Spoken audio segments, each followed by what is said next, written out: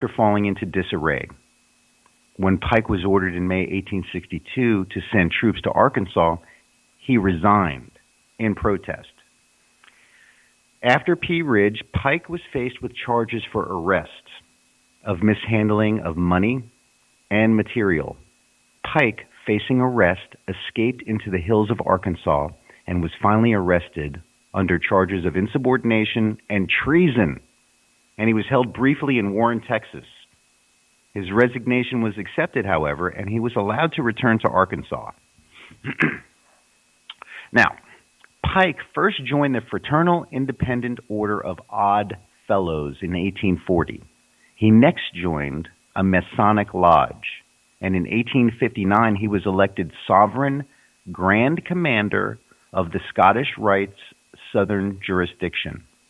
He remained Sovereign Grand Commander for the remainder of his life, a total of 32 years, devoting a large amount of his time to developing the rituals of the order.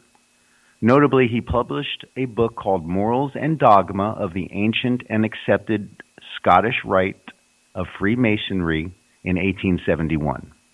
Pike died in Washington, D.C. at the age of 81 and was buried at Oak Hill Cemetery. In 1944, his remains were moved to the House of the Temple headquarters of the Southern Jurisdiction of the Scottish Rite. A memorial to Pike is located in the Judiciary Square neighborhood of Washington, D.C. He is the only Confederate military officer with an outdoor statue in Washington, D.C. All right. The following letter is the letter that claimed that Albert Pike wrote to Giuseppe Mazzini in 1871 regarding a conspiracy involving 3 world wars that were planned in an attempt to take over the world. The Pike letter to Giuseppe Mazzini was on display in the British Museum Library in London in 1977 and up until 1977.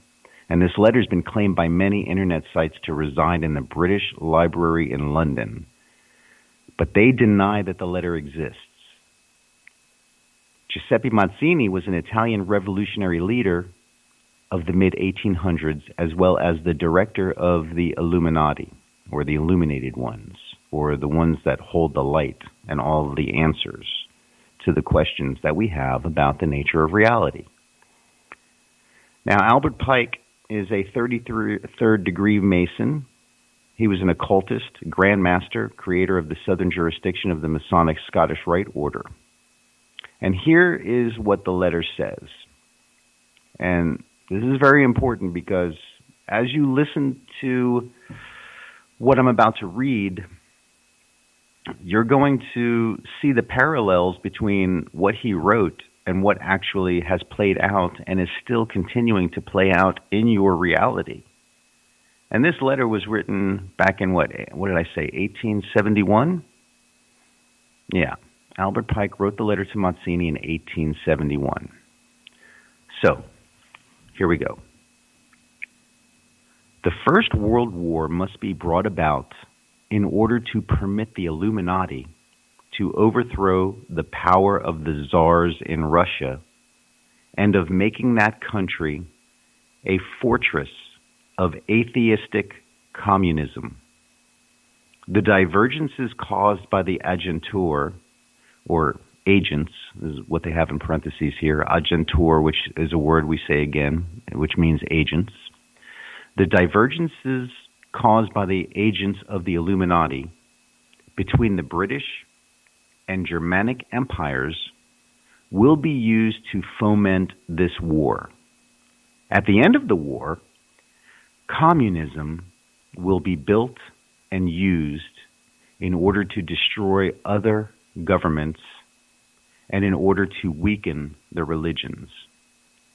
Communism will be built and used in order to destroy the other governments and in order to weaken the religions. So that's about World War I. The Second World War must be fomented by taking advantage of the differences between the fascists and the political Zionists. This war must be brought about so that Nazism is destroyed and that the political Zionism be strong enough to institute a sovereign state of Israel in Palestine. During the Second World War, international communism must become strong enough in order to balance Christendom, which would be then restrained and held in check until the time when we would need it for the final social cataclysm. And that's World War II. Now, listen to what it says about World War III. The Third World War must be fomented by taking advantage of the differences caused by the agent of the Illuminati between the political Zionists and the leaders of Islamic world. The war must be conducted in such a way that Islam and political Zionism mutually destroy each other. Meanwhile, the nations, once more divided on this issue, will be constrained to fight to the point of complete physical, moral, spiritual, and economic exhaustion. We shall unleash the nihilists and the atheists, and we shall provoke a formidable social cataclysm, which in all its horror will show clearly to the nations the effect of absolute atheism, origin of savagery, and the most bloody turmoil. Then, everywhere, the citizens, obliged to defend themselves against the world minority of revolutionaries, will exterminate those destroyers of civilization and the multitude disillusioned with Christianity, whose deistic spirits will from that moment be without compass or direction, anxious for an ideal, but without knowing where to render its adoration, will receive the true light through the universal manifestation of the pure doctrine of Lucifer, brought finally out in the public view. This manifestation will result from the general reactionary movement, which will follow the destruction of Christianity and atheism, both conquered and exterminated at the same time. And that's the end of the letter. That's the end of what I was going to read there for Albert Pike, what he wrote. So, where are we headed with all of this? If you look around at what's going on, you can see that all of this has followed a carefully orchestrated plan to capture the energy of every citizen on Earth, or in Earth, or wherever we are, because we really don't know. I mean, we don't know, and I mentioned this on the last show, we don't know that we're on a spinning sphere spinning at 1,000 miles per hour. If you think about the conspiracies that have put into place to make you see life, nature, reality, you have no way to prove where you're living. I've done the research. I've looked. I called the Jet Propulsion Laboratory. I asked them, can I please have some video footage of the Earth out in space spinning on its axis? And the representative at the Jet Propulsion Laboratory told me, we have no such footage. We have never been out of low Earth orbit. So what does that tell you? If you look into the Bible, you'll see that we live under a firmament or a dome. We don't know the true nature of our reality, of our domain. And what's the solution to all of this? I'm going to be mentioning the solutions here on the show because I didn't just get into doing this show to just sit here and talk.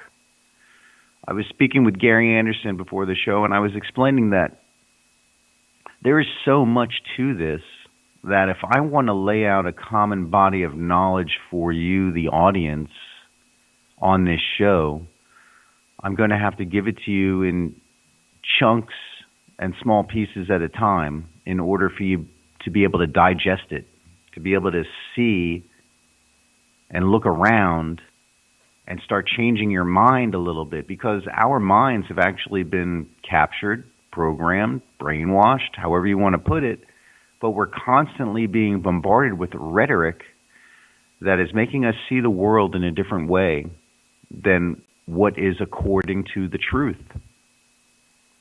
So one of the solutions is that you never want to refer to yourself as a citizen ever again. And I know some of you patriots are going to hear that and you're going to think, hey, wait a second, this guy is anti-American. And that's not true. I love the land that I live in. But a citizen is a word that makes you fall under the jurisdiction of a corporation that's posing as the state. And that's a huge conspiracy right there. You're not a citizen. You're not. That's just a word that makes you have to pay taxes or have a driver's license. What are you? What are you then if you're not a citizen? You, me, all of us, we are living souls. You are a living soul. If you're going to call yourself anything, you have to call yourself a living soul.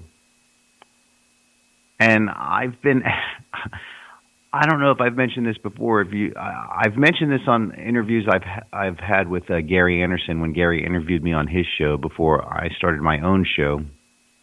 And I don't think I mentioned this story last week, but I proved it to myself in practical application out on the street, face to face with a police weapon and a police officer holding that weapon at my face, inches from me. He pulled me out of my car and asked me for my driver's license. And I know I'm a living soul, and I know I'm not a citizen, and I know I don't need a driver's license if I'm not getting paid to drive. So I told him I don't have, want, or need a driver's license. I'm not a driver. I'm not driving or operating. And he knew. He said, oh, what are you, a traveler then? And I said, no, I'm a living soul. And he said, well, I just want your name. And I said, yeah, you can have my name. It's my commercial name. It belongs to me. You can have it for $500. And I held my hand out for payment. And he threw my car keys back in my car and holstered his gun and walked away and said, I'm through with you. And he got in his truck and drove away. If I had said I was a citizen and driving, then by using words ignorantly, I put myself under his jurisdiction. And by not giving him a driver's license, then I've gone into dishonor. And honor, dishonor, offer, acceptance, and conditional acceptance are things that I'm going to have to instruct you on this show, because most people have no concept or understanding about honor, dishonor, offer, acceptance, and conditional acceptance.